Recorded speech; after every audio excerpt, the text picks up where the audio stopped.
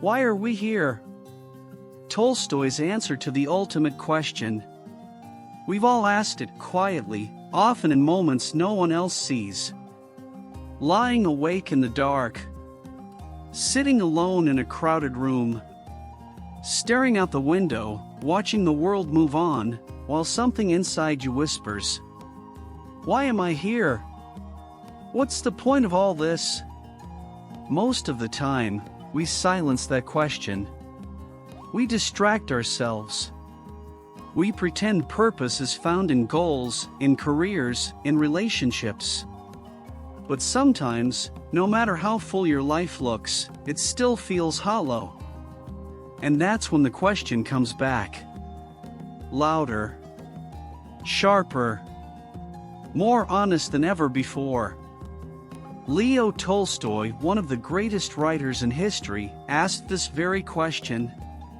But unlike most, he couldn't walk away from it. He didn't just wrestle with the meaning of life in his books. He wrestled with it in the silence of his own despair. And what he discovered didn't come from philosophy, or fame, or faith as he once knew it. It came from something else entirely. In this video, we're going to follow Tolstoy's personal search for meaning. Through his spiritual breakdown, his radical rejection of society's answers, and the moment he finally saw life for what it really is. Because this question, why are we here, isn't just philosophical. It's personal. And once you truly ask it, your life can never be the same. If questions like these matter to you, consider subscribing.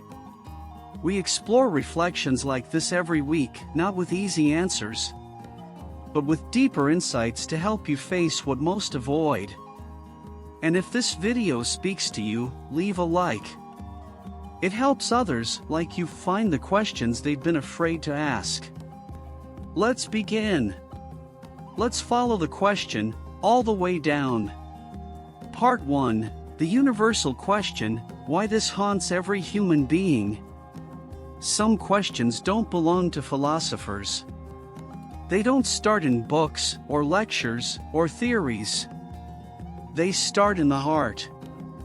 In that moment when life, for just a second, loses its rhythm, and you stop and wonder, what am I really doing here? This question doesn't care if you're rich or poor, educated or not. It visits everyone. Not once, but again and again, like a silent echo that never leaves. For some, it comes after loss. For others, after success that didn't feel like success.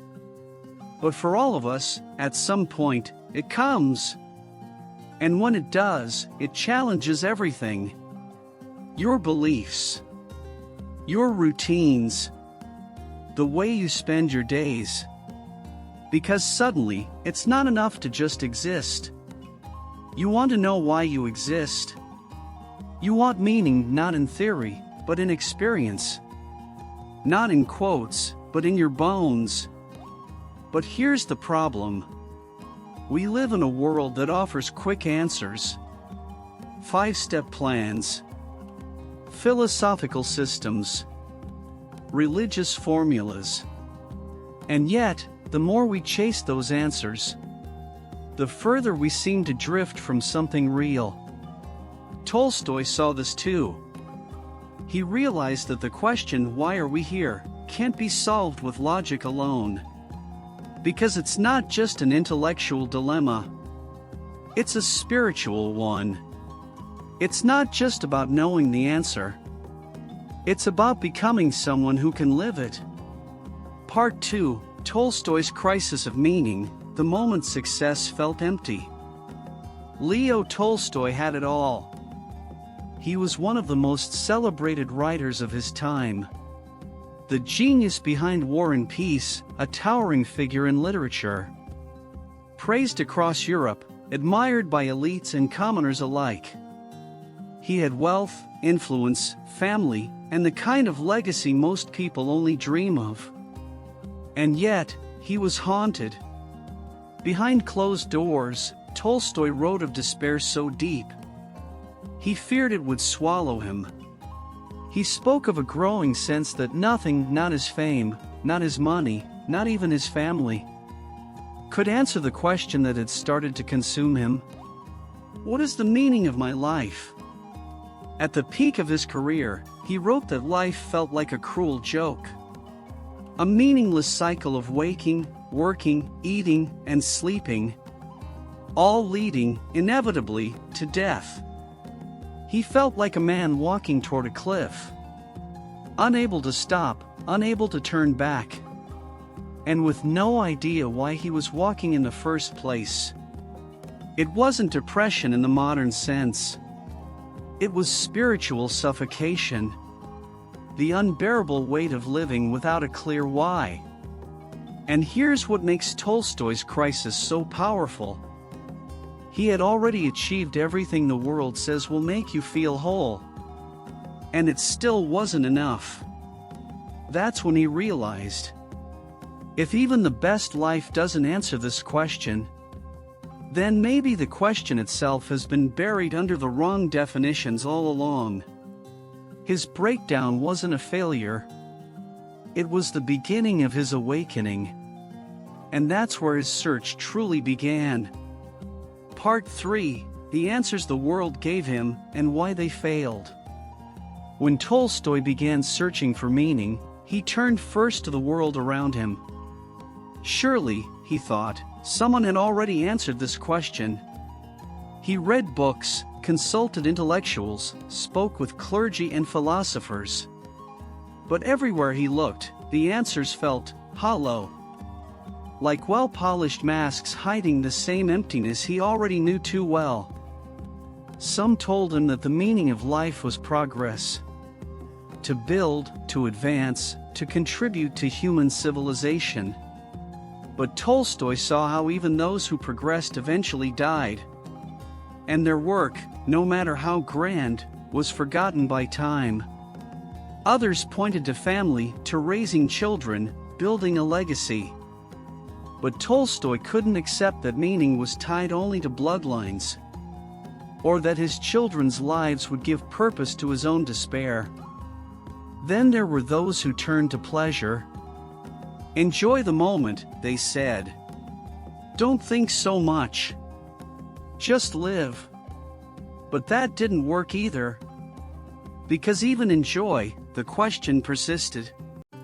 Even in beauty, the silence remained.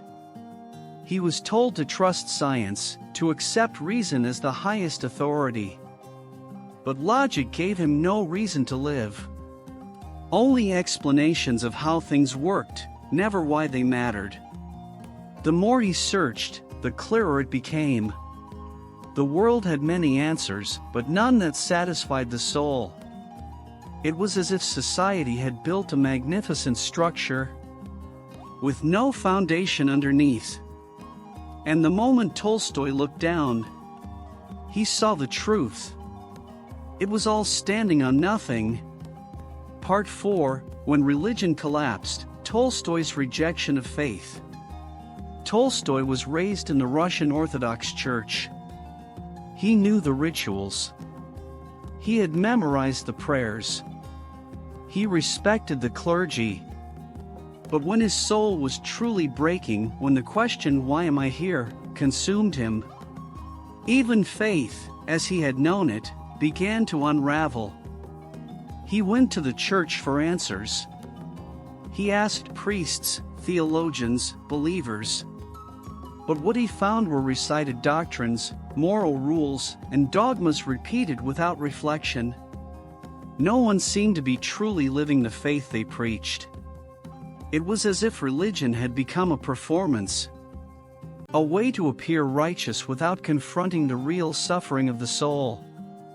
He wrote bitterly about how the poor clung to religion out of fear, and the wealthy used it as social polish. But few used it to seek the truth. And Tolstoy didn't want comfort. He didn't want tradition. He wanted meaning, raw, undeniable, personal. And so, for a time, he rejected it all. Not because he didn't believe in something greater, but because what he saw didn't reflect that greatness. He realized that belief, when it becomes hollow repetition, can be just as empty as the pleasures of the world. But he didn't stop there. Unlike many who become disillusioned and cynical, Tolstoy kept searching, not for a new religion, but for something that felt real. Something that could be lived, not just spoken. And that's when he began to look somewhere no one expected. Not in philosophy, not in theology, but in the lives of people who had almost nothing, and yet seemed to carry a kind of peace he had never known. Part 5, The Turning Point, What the Simple People Showed Him. Tolstoy had searched high and low among the elite, the educated, the powerful. But the people who finally opened his eyes had none of those things.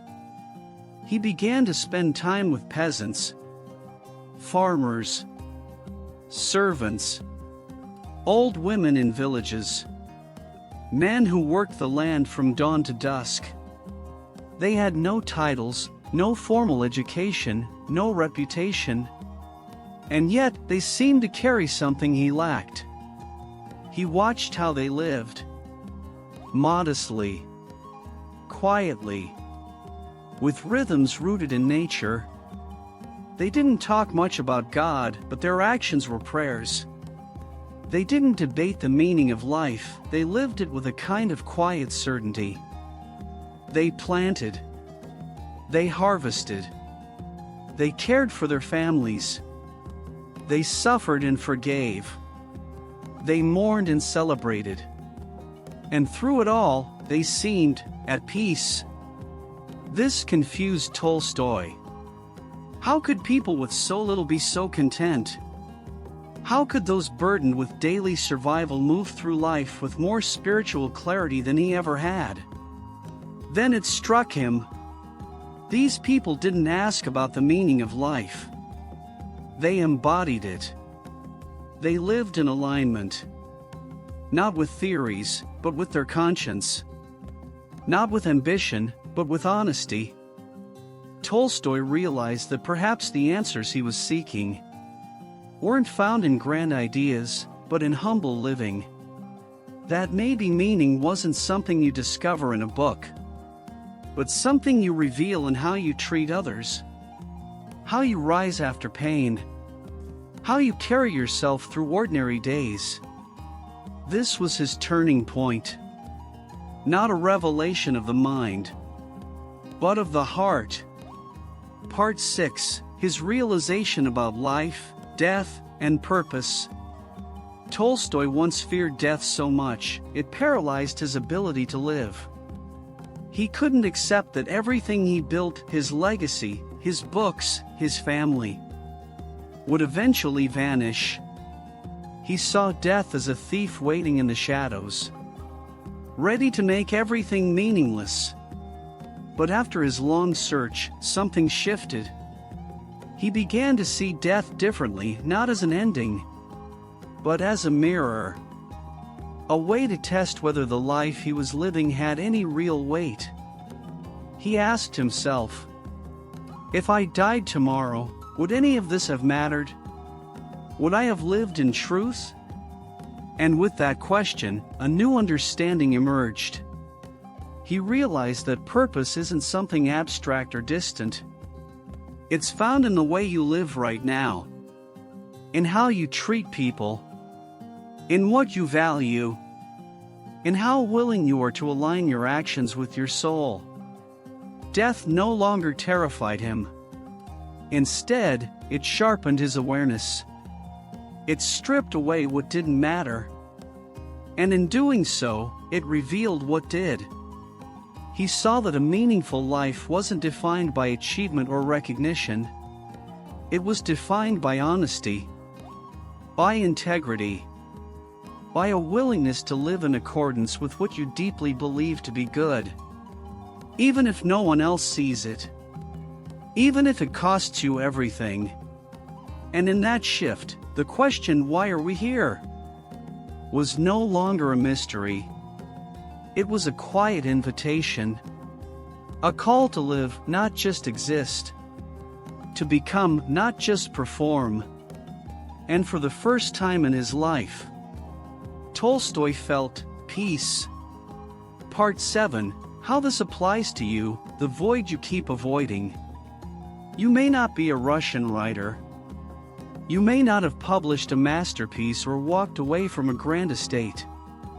But you know this feeling. That quiet ache. That subtle emptiness you carry with you.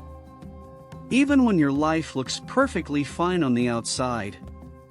You've achieved things. You've survived things. Maybe you even have moments of joy, of laughter, of beauty. But late at night, when everything slows down, something inside you still whispers, "Is this all there is?" You've tried to fill that void with goals, with noise, with other people, with distraction, but it always returns. Because that void isn't a flaw. It's a signal. A call from the deepest part of you, asking you to live a life that actually reflects who you are. Not who the world wants you to be. Not who you've pretended to be to survive. But you raw, honest, awake. Tolstoy's journey shows us that this question, why are we here, isn't meant to be answered once and for all. It's meant to guide us, shape us, humble us. It's not a riddle to solve. It's a compass to follow. And the more you ignore it, the louder the emptiness becomes. But when you stop running, when you listen, something shifts. You begin to see what matters. And more importantly, what doesn't. Part 8. What to do now, living a life that answers the question, so, what now? You've heard Tolstoy's story. You've felt the echoes of your own questions. And maybe, for the first time in a long time, you're no longer trying to escape the emptiness, but trying to understand what it's trying to tell you.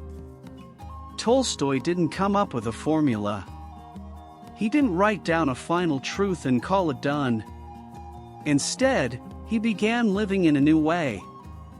Not chasing meaning, but creating it, moment by moment. He focused on conscience, on simplicity, on choosing honesty over performance, compassion over recognition, stillness over noise. And you can too. You don't need to abandon your life, but you might need to realign it. You might need to ask different questions. Not what do I want to achieve, but what kind of person do I want to become? Every day, you have choices.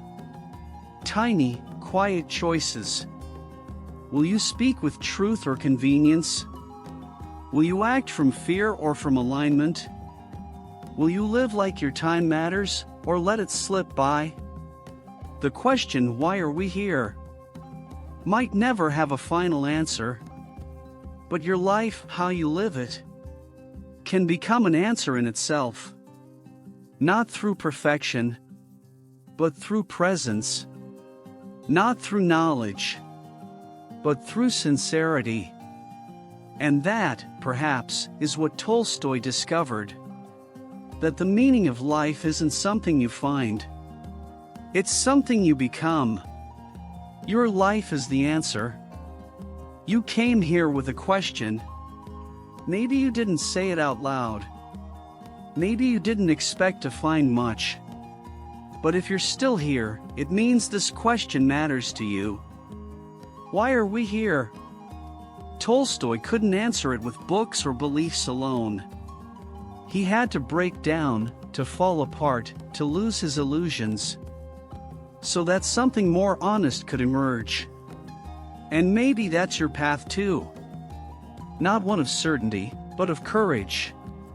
courage to slow down, to listen, to live in a way that reflects your soul, not your status, your truth, not your fear. So if this video meant something to you, don't let it end here. Subscribe to join this journey every week, where we ask questions that matter and explore them together. Leave a like if this spoke to something inside you, not just for the algorithm, but to help someone else find this message when they need it most. Leave a comment. What does this question mean to you? I'd love to know where you are in your own search. And if you're ready to keep going, click the next video on your screen. Your journey doesn't end here. It may be just beginning.